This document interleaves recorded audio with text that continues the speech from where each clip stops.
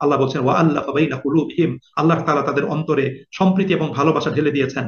লাউ আনফাকতা মা ফিল আরদি জামিআ, যদি তুমি পৃথিবীর সকল সম্পদও যদি তুমি ব্যয় করতে তাদের অন্তরের এই সম্প্রীতি তৈরির জন্য, তুমি তাদের অন্তরে সম্প্রীতি ভালোবাসা তৈরি করতে পারতে না।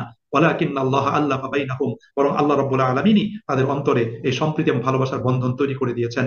ইন্নাহু আজিজুন হাকিম, নিশ্চয়ই আল্লাহ রাব্বুল আলামিন তিনি মহাপরাক্রমশালী, তিনি প্রজ্ঞাময়। সুপ্রিয় ভাই এবং বন্ধুরা, এখানে মুমিনদের অবস্থাটা আল্লাহ রাব্বুল আলামিন বর্ণনা করেছেন যে মুমিনদের ভিতর যে একটা কমিউনিটি তৈরি হবে, একটা শক্তিশালী দল তৈরি হবে, একটা শক্তিশালী সমাজ ব্যবস্থা তৈরি হবে এবং পারস্পরিক ভ্রাতৃত্ব ভালোবাসার বন্ধনে মুমিনরা আবদ্ধ হবে, এটা আল্লাহ পাকের অনুগ্রহ ছাড়া সম্ভব নয়। এখানে আউস এবং খাজরাজ গোত্রের দিকে ইঙ্গিত করেছেন আল্লাহ সুবহানাহু ওয়া তাআলা। আমরা জানি যে রাসূল করিম সাল্লাল্লাহু আলাইহি সাল্লাতু ওয়াস সালাম তিনি মদিনাতে হিজরত করার পূর্বে এবং মদিনার লোকগুলো ইসলামের সংস্পর্শে আসার পূর্বে আউস এবং খাজরাজ গোত্র তারা শত বর্ষ যাবৎ যুদ্ধে লিপ্ত ছিল। তারা পরস্পর ছিল পরস্পরের চক্ষুশূল, তাদের মাঝখানে সম্পর্ক ছিল শিল পাটার মতো সম্পর্ক। কেউ কারো ছায়া মারাতো না, পারলে ছায়ার উপর তারা তলোয়ার দিয়ে আঘাত করতো, এরকম একটা অবস্থা বিরাজমান ছিল। কিন্তু আল্লাহ রাব্বুল আলামিন তাদের অন্তরে সম্প্রীতি ভালোবাসার বীজ ঢেলে দিলেন এবং তারা পরস্পর ভাই ভাই হয়ে গেল। তাদের শতবর্ষব্যাপী চলমান সেই যুদ্ধ মিটে গেল, তারা সম্প্রীতি ভালোবাসা ভ্রাতৃত্বের বন্ধনে তারা আবদ্ধ হলেন। আল্লাহ বলেন এটা তুমি পৃথিবীর সমস্ত সম্পদ ব্যয় করেও এটা তুমি পারতে না, বরং এটা ছিল আল্লাহ সুবহানাহু ওয়া তাআলার পক্ষ থেকে বিশেষ একটা অনুগ্রহ।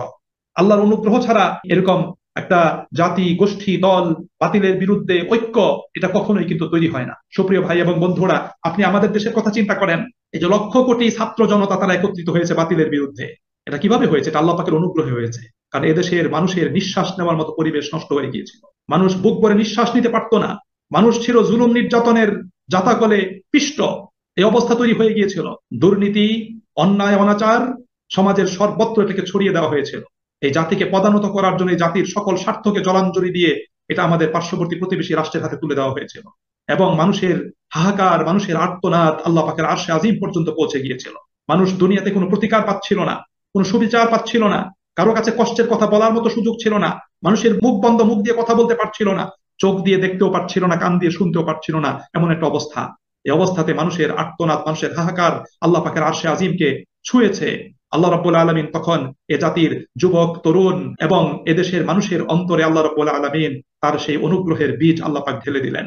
আল্লাহ পাকের অনুগ্রহে সিক্ত হয়ে এই মানুষগুলো তারা বিশাল একটা প্রতিবাদী একটা গোষ্ঠীতে তারা পরিণত হলো, তারা বিশাল একটা বোমায় পরিণত হলো, বিশাল বিস্ফোরণ হলো এবং সেই বিস্ফোরণে বাতিলের যে কর্ণধার সে পালিয়ে দেশ থেকে বিতাড়িত হলো এবং তার সাঙ্গ পাঙ্গরা সবাই তারা আত্মগোপন করলো।